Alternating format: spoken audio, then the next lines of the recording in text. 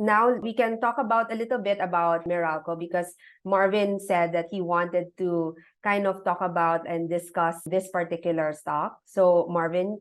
Yeah, so I just want to say this, that when people talk about stocks, kasi parang they always say that it's risky, it's sugal yan, gambling yan, di mo alam yung mangyayari. But there are companies like Meralco is one of them. It's not only Meralco, but Meralco is one of them that there's a predictability in how it would earn. Unang-una, Meralco is a very defensive company kasi lahat tayo kailangan natin ng kuryente every day. We could skimp off maybe on Starbucks or eating out, but we will pay our electricity bills. If we don't even pay our electricity bills, pag na-disconnect tayo, kailangan pa natin magbayad ng reconnection fee para lang magkaroon ulit ng service. So in terms of revenue, in terms of how Meralco earns, they're also a monopoly. So I'm actually looking at it from a perspective na there won't be competition that would parang eat out its earnings as compared to if you look at other companies and other sectors and industries as well.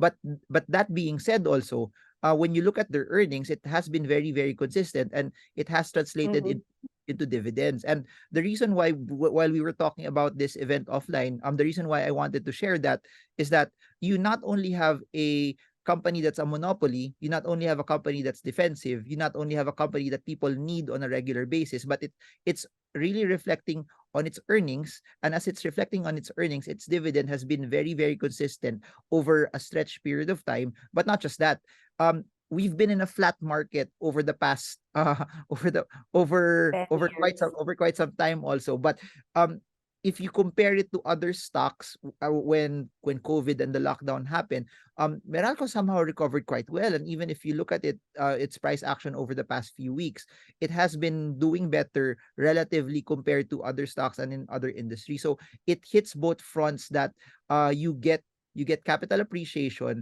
but you also get dividends. And they have been increasing their dividends. That even if the stock price is 350, 360 pesos, your dividend yield is still close to around the 5% area as well. So it's a good, I guess it's a good case study that people can take the time to study later on after this session, that you not only get capital appreciation, but your yield is increasing because they also continue to increase the dividends that they have been paying out over the past years as well. Yeah, actually, Meralco is a really good stock. Because it's later on we will discuss it more, because it's one of the top picks actually of John. So we will go through it, guys. So we'll take a look at the dividend history, everything that Marvin has been talking about, like the growth. How do you identify? How do you know what the growth is of the dividend?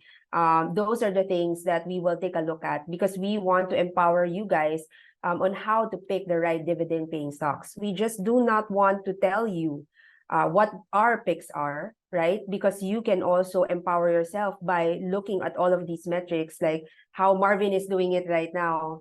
You can also do that. So later on, we'll show you how we will take a look at this and how we can identify the stocks that are worth investing in.